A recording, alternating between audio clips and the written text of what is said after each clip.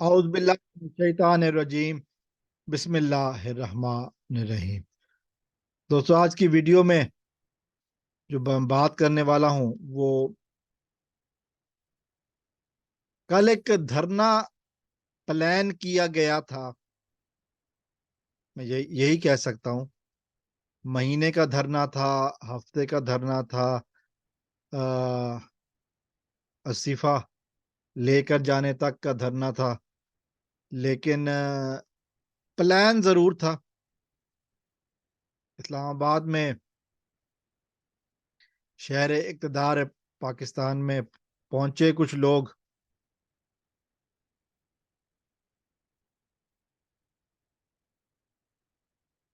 اور پھر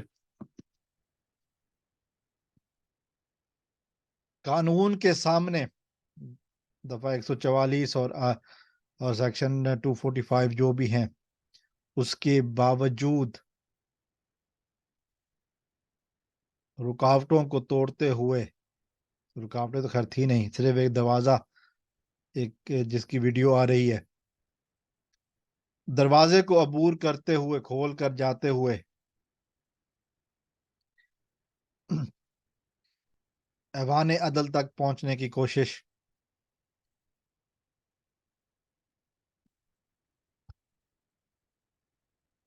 لیکن ہوا کیا؟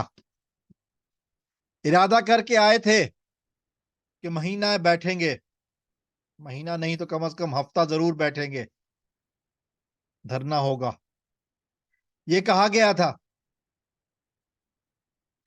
کہنے والے کون؟ مولوی فضل الرحمان۔ پیپل پارٹی کہاں تھی؟ کوئی پتہ نہیں۔ بہت ساری جماعتوں نے بائیکاٹ کیا۔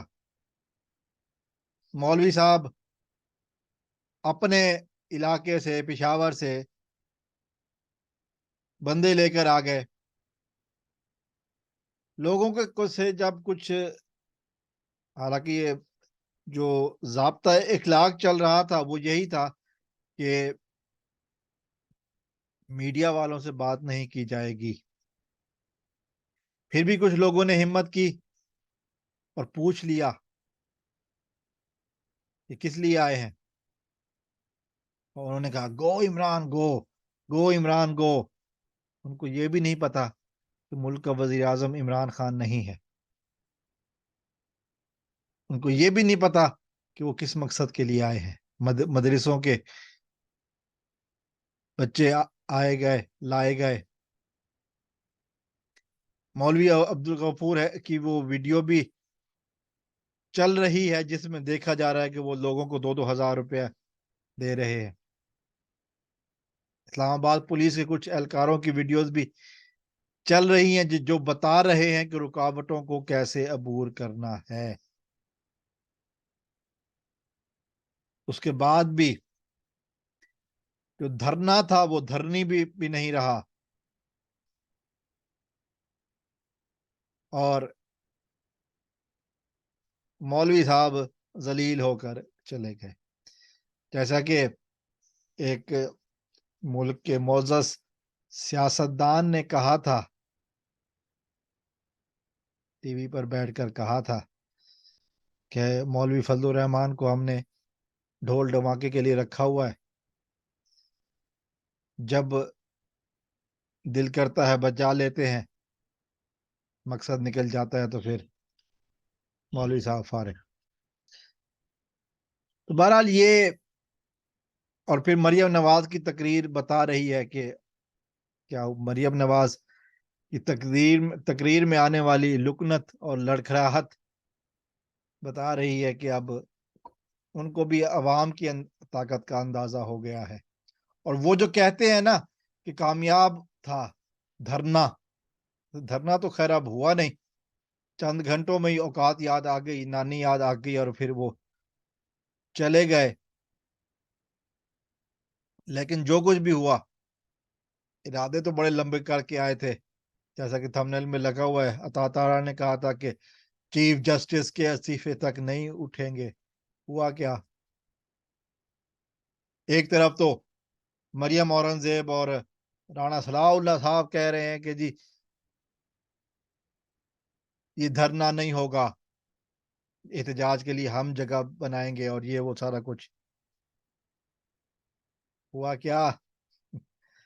اور عمران خان کے لیے، عمران خان کے سپورٹرز کے لیے برگر بچوں کا لفظ استعمال کرنے والے محترم بتائیں گے صحیح یہ کہ برگر بچے وہ ہوتے ہیں جو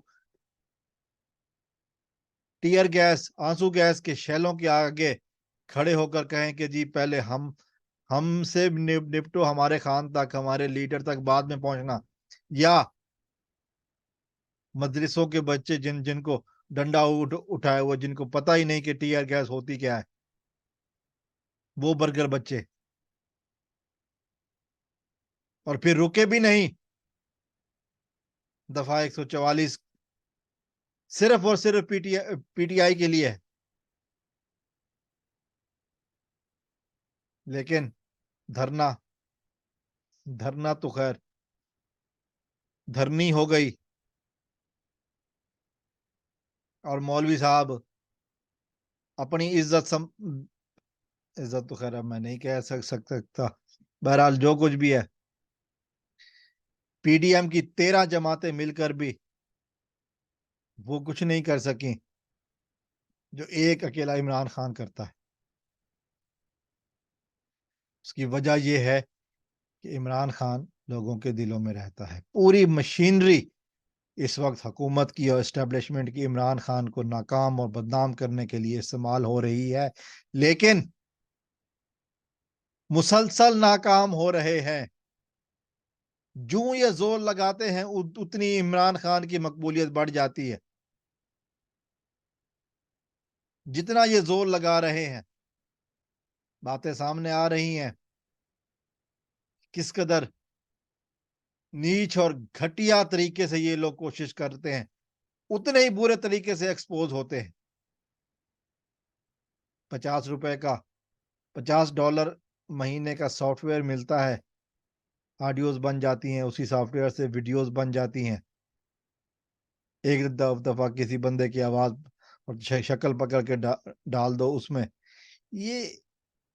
یہ باتیں کون ایکسپٹ کر رہا ہے؟ کم از کم پاکستان کی باشعور عوام تو نہیں ایکسپٹ کر رہی، پڑھا لکھا طبقہ تو ایکسپٹ نہیں کر رہا، جن کو مدرسے سے اٹھا کر لائے وہ شاید مان رہے ہوں، لیکن جو پڑھی لکھا طبقہ ہے نا، وہ نہیں مان سکتا ایسی باتیں۔ سب کو پتہ ہے کہ کیا ڈرامہ بازی ہے، اور سب نے دیکھ بھی لیا۔